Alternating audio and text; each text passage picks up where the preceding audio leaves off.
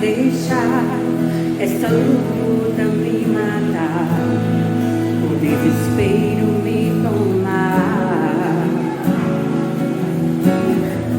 Por mais pressão que seja a situação. Bom dia, bom dia, bom dia! Mais um dia que estamos aqui na presença do Senhor, amém? Aqui amanheceu, tudo nublado, chovendo, luzes todas acesas. Parece que estamos no finalzinho da tarde para a noite. Queria saber de você hoje, como está você, como está teu coração, como está a tua semana, o que você tem orado, buscado, falado, qual é o tamanho da tua sede?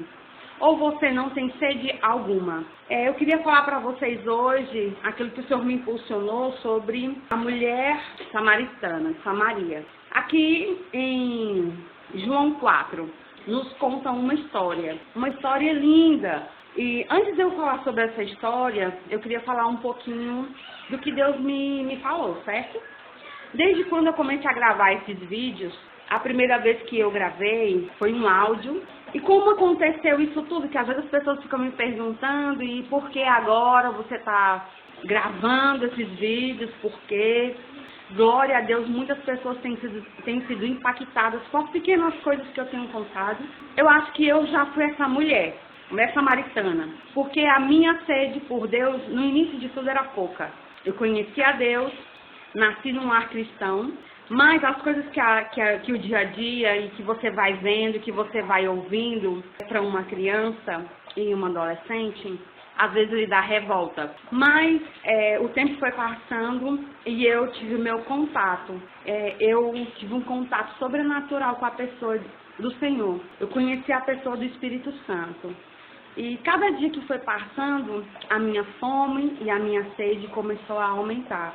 Cris, você é uma pessoa que fica 24 horas orando com a mão levantada, ajoelhada, lendo a Bíblia 24 horas? Não. Bem que eu gostaria, mas não sou essa pessoa.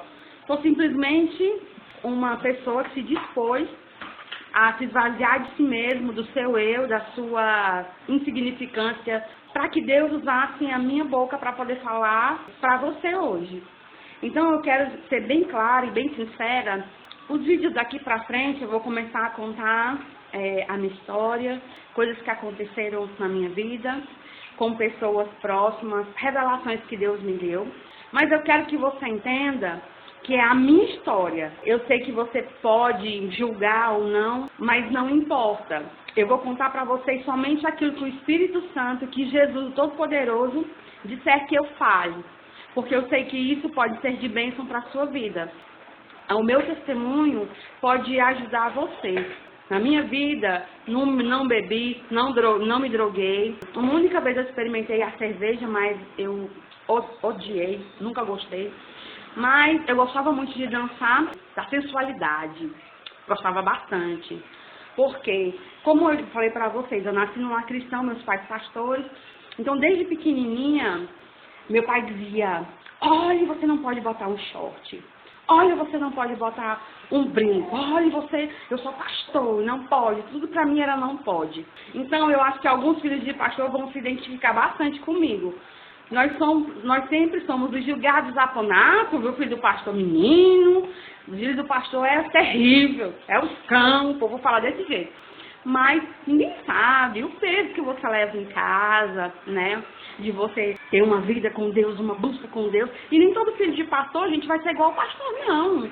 Nem todos foram chamados para a mesma coisa. Essa ministração me impacta. Por quê? Uma mulher totalmente errada, mas que Jesus marcou encontro com ela.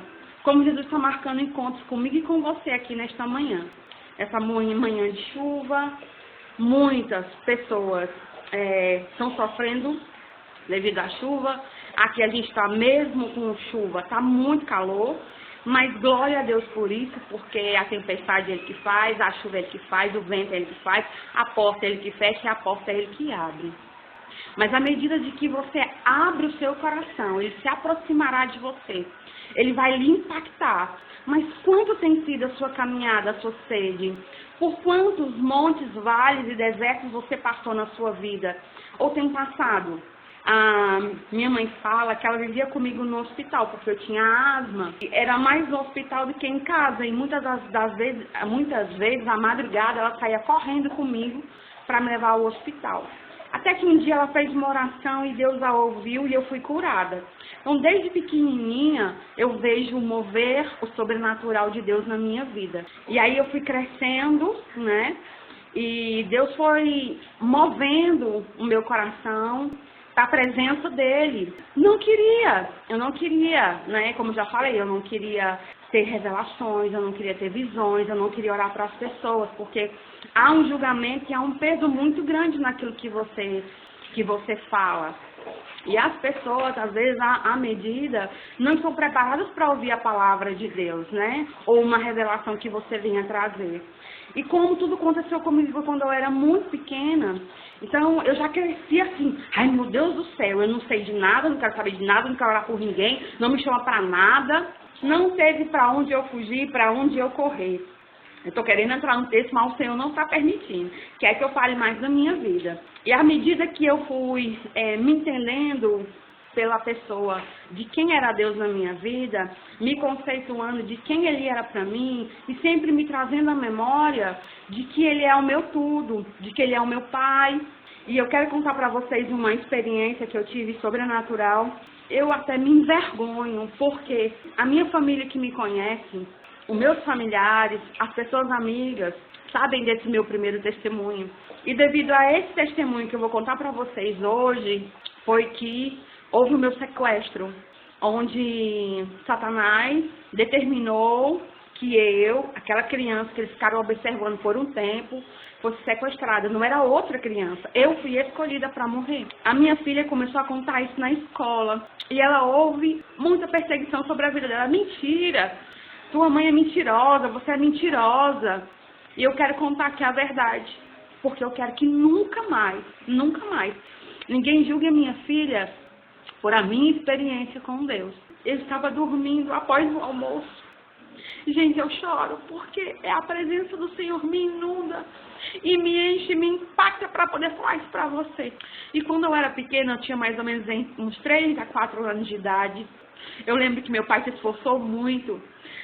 Nós morávamos em Belo Horizonte, ali eu acho que, se eu não me engano, é do lado de Teresópolis, por ali, Petrópolis, eu acho que era o nome. Não me lembro muito bem. Mas meu pai tinha acabado de comprar uma casa e a gente estava reformando essa casa e ele comprou o meu quarto. O meu quarto era todo lilazinho com branco. E eu me lembro que após o almoço, eu fui me deitar. E quando eu fui me deitar, eu não conseguia entender. Porque eu saí do meu corpo e eu me via subindo, passando o teto da casa. E eu me via deitada na cama. E eu me via subindo e eu não entendia como ao mesmo tempo eu estava com a minha mente. Lá eu me via deitada na minha cama e também me via subindo. Fui subindo, aí até um determinado lugar onde as nuvens se comprensaram. E era como se fosse um vidro transparente, e onde eu podia colocar os meus pés, e eu, menina, né, me balançava para saber se eu ia cair dali da altura, porque eu entendia que eu estava no céu. E é um pouco interessante, porque essa memória, ela não me foi tirada.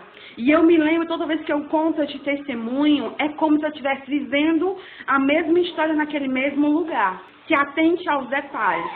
Quando eu estou debaixo, nas nuvens, acima das nuvens, e que eu olho que debaixo de mim era como se fosse um tapete de vidro, e eu olhava e as nuvens faziam assim, se moviam as nuvens debaixo dos meus pés, me movia para poder saber se eu ia cair ou não. Eu sei que tinha uma pessoa ao meu lado, eu não sei quem era essa pessoa, mas eu acredito que seja o próprio Deus. Quando eu olhava, havia um trono grande, alto, e havia um homem sentado todo de branco. Só que Eu pude entender, quando eu olhava para ele, que o chinelo dele era como esse chinelo do povo daqui, do Ceará, né? Aquele chinelo ensurrado de couro. Não era de pedra preciosa, não era. Como minha mãe me contava muitas histórias da Bíblia, eu entendi que aquele homem que estava sentado naquele trono era Deus. E aí, quando eu olhava, ainda não me era permitido me aproximar, mas eu conseguia entender algumas palavras que ali estavam sendo ditas. E havia um homem muito lindo. Gente, um homem muito, mas muito, muito lindo. Ele era alto, magro, ele estava de terno, um terno todo preto. O cabelo dele era extremamente dourado. E é como se ele se movia, tinha um louro bonito, umas luzes muito lindas no cabelo dele.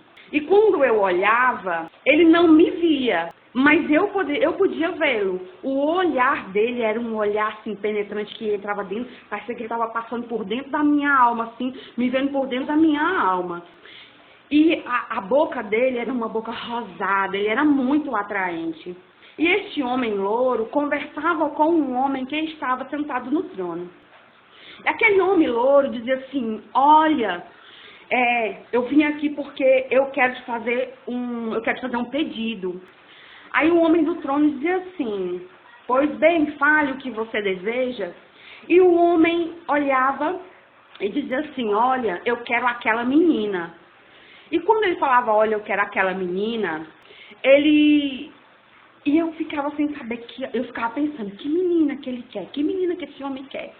Aí quando eu olhava, aí eu entendi assim, vinha na minha mente a palavra barganha. E ele tá barganhando alguma coisa. Gente, com 3 anos de idade, eu tinha esse entendimento. Foi o que Deus trouxe ao meu coração e eu lembro de todo mundo que escutou esse testemunho, não sei quantas vezes, vão saber que eu estou falando a mesma coisa e é a verdade. Quando começou a dizer que me queria de todo jeito, não, eu quero ela de todo jeito, de toda forma. Olha, eu deixo os pais dela em paz, eu não vou persegui-los. E começou a falar algumas coisas que eu não me recordo por completo. Aí ele olhou, abriu-se um espaço no chão. Nisso, a pessoa que estava comigo foi me aproximando deles. Quando a pessoa foi me aproximando deles, que eu olhava, ele olhava para baixo e dizia, eu quero esta menina. Eu tomava um choque, porque quando eu via, eu olhava a menina lá embaixo, era eu deitada na cama, no meu quarto. O meu sono parecia muito tranquilo. Só que ao mesmo tempo que eu estava lá deitada, eu também estava naquele lugar, naquele ambiente de glória. E eu sentia uma presença, eu sentia um frescor e também eu sentia medo. E por que aquele homem queria? Quando ele disse assim, o homem se levantou do trono e disse, não, ela é minha filha, eu não permito. Quando isso aconteceu, eu voltei e acordei, chamei minha mãe e contei para minha mãe. Disse, mãe, a senhora não sabe, eu tive um sonho. E contei para ela como foi um sonho. Só que não foi um sonho. Foi a primeira vez que Deus me levou ao céu. Isso ainda aconteceu uma outra vez, mas outra história, outro tempo eu vou contar essas minhas experiências com Deus e o céu. Quando eu contei para ela, ela disse, olhe, se eu descobrir que você está vendo televisão, você deve estar ouvindo algum vizinho contar alguma coisa e você está ouvindo a conversa dos outros, você vai apanhar. E naquele momento, eu não falei mais nada com a minha mãe sobre aquilo, né? Sobre o homem do trono, sobre o homem louro que eu vi. E vou te dizer a sinceridade que há pouco tempo eu descobri que eu não sabia que há um livro, eu também não sei citar qual é o nome do livro, uma pessoa me disse, nossa, o teu testemunho é a mesma coisa que a mulher se refere a Satanás. A minha vida desde pequena foi uma busca de me firmar em Deus e me afastar de Deus devido a essa vontade de Satanás de ter a minha vida. Mas hoje, com 42 anos, eu entendo quem eu sou em Deus e quem Ele é para mim. Aqui no livro de João 4 fala sobre essa mulher. Os discípulos saíram e deixaram o Senhor, que ele estava vindo, né? Ele deixou a Judéia e estava indo para a Galileia. Então Jesus, aqui no versículo 7, Diz assim: Jesus estava esperando, né, ali na fonte de Jacó, enquanto eles foram, estava cansado, ficou ali. O Senhor estava cansado? O encontro dele com aquela mulher já tinha marcado. Como o encontro que ele teve comigo foi aos 3 anos de idade, entre eu e ele. Veio uma mulher samaritana tirar água e disse-lhe Jesus: dá-me de beber. Ele pediu a ela: dá-me de beber. Pois seus discípulos tinham ido à cidade para comprar alimentos. Então lhe disse a mulher samaritana: Como, sendo tu judeu, pedes de beber a mim, que sou uma mulher samaritana? Porque os judeus não se davam com os samaritanos. Replicou-lhe Jesus: conhecerá o dom de Deus, e quem é o que te pede? Dá-me de beber. Tu lhe pedirias, e ele te daria água da vida. Vamos voltar aqui. Replicou-lhe Jesus, lhe disse Jesus fala com a mulher: se conheceras o dom de Deus. Se você conhecesse o dom de Deus. E quem é aquele que te pede água, dá-me de beber. Tu lhe pediria. Se ela soubesse quem era o dom de Deus e quem é que estava falando com ele, quem ia pedir água para ele seria ela, e não ele para ela. E ele lhe daria água viva. Água viva. Depois eu vou falar mais sobre essa água viva, que é Jesus Cristo. Uma água pura, uma água limpa, uma água eterna, uma água perfeita, uma água que cura, uma água que restaura, uma água que limpa, uma água que lhe motiva. Aqui fala que você jamais vai ter sede. E ela responde a ele: Senhor, tu não tens como tirar, e o poço é fundo. Onde, pois, tem a água viva? Jesus não tinha nenhum recipiente para poder tirar a água. És tu, porventura, maior que Jacó, o nosso pai, que nos deu o poço, do qual ele mesmo bebeu, e bem assim seus filhos e seu gado? Afirmou-lhe Jesus: quem beber dessa água tornará a ter sede. Ele estava se referindo à água natural, a água daquele poço. Aquele, porém, que beber da água que eu lhe der, nunca mais terá sede. Vamos ler de novo? 4,14. Aquele, porém, que beber da água que eu lhe der, nunca mais terá sede. Pelo contrário, a água que eu lhe der será nele uma fonte a jorrar para a vida eterna. Quem beber da água que ele der, quem beber da água que Jesus der, jamais terá sede. Sabe qual é o nosso problema? A gente quer só um pouquinho para matar a sede, bem pouquinho, só um golinho assim. Eu estava orando e o Senhor disse para mim assim: Cris, você sabe que eu sou um rio de água viva. Muitos vêm até mim, mas a sede é pouca. Muitos querem de mim, mas não querem beber da água. E eu poderia ver, Deus mostrava um rio enorme, um rio muito lindo, água transparente, claríssima. E ele dizia assim: muitos vêm até a mim, simplesmente molham os seus pés, alguns molham os tornozelos, alguns entram até a cintura, como ali fala no livro de Ezequiel. Muitos entram, até nadam, e muitos entram, nadam, mergulham, mas não bebem. A água fica por fora, é só uma capa. Então Deus disse para mim assim: entre no meu rio, mergulha. E eu entrava naquele rio, eu começava a entrar no rio, eu não tinha medo, eu sabia que eu não ia me afogar, eu sabia que eu não ia me afundar. E ele falava comigo: entra no meu rio. E eu começava a entrar no rio, e ele disse: abra a boca e beba. E quando eu abri a boca, por um momento meu pensamento disse assim: se eu abrir a boca, pronto, eu não vou respirar e vou morrer afogada. Mas quando eu abri a minha boca, eu conseguia respirar perfeitamente. Eu pude beber bastante água e me enchi da água do Senhor. E me enchi da palavra. E foi antes de começar a fazer esses textos, antes de começar a gravar esses vídeos. E quando eu podia sair dali, eu estava renovada, a minha pele estava renovada, a minha roupa estava renovada. E sabe o que o Senhor diz? Pergunta para o meu povo: que tipo de água você tem bebido? Que tipo de poço você tem buscado? Qual é a água que você tem bebido? Como essa mulher estava atrás de beber uma água, de buscar uma água, ela ia ali naquele poço, onde todo mundo sabia que ela era totalmente errada. E ela ia naquele lugar para não ter contato com as pessoas que ajudavam. Vixe, aquela dali, ó, não sei quantos homens já passou na mão dela. Vixe, aquela dali, ela não sobe no monte para poder adorar, não. Mas aquela dali, meu Deus do céu. Não é assim que a gente fala, nós julgamos. Oh, a alma terrível que nós temos. Mata essa alma. Morre Cristo todo dia, morre para você mesma. E quando ela teve esse entendimento, essa vida toda errada, mulher toda prostituta, porque ela tinha 5 maridos, já teve 5 maridos, e o que ela ainda estava com ele também não era dela. Mas Jesus a julgou? Não. Jesus a amou. E Ele quer dar para mim, para você, uma água viva. Pare de mentir para você mesmo, porque aquele que tem a água viva, ele bebe do amor, da graça, da misericórdia. Ele bebe da presença do grande eu sou. Na boca dele só vai ter boas palavras. Na boca dele só vai profetizar. A boca dele só vai ser para poder levantar a mão, para orar por aquele que caiu, para levantar, restaurar vidas. Pare de abrir a sua boca para falar besteira, para poder falar bobagem, para culpar Deus por você não ter bebido, por você não ter ido atrás pela sua sede ser pequena e ser pouca.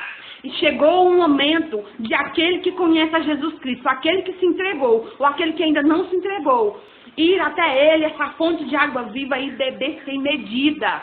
Beba e mude. Porque é engraçado, porque primeiro, antes disso daqui, ele fala para Nicodemos, no João 3, ele fala para Nicodemos, meu querido, você tem que nascer de novo.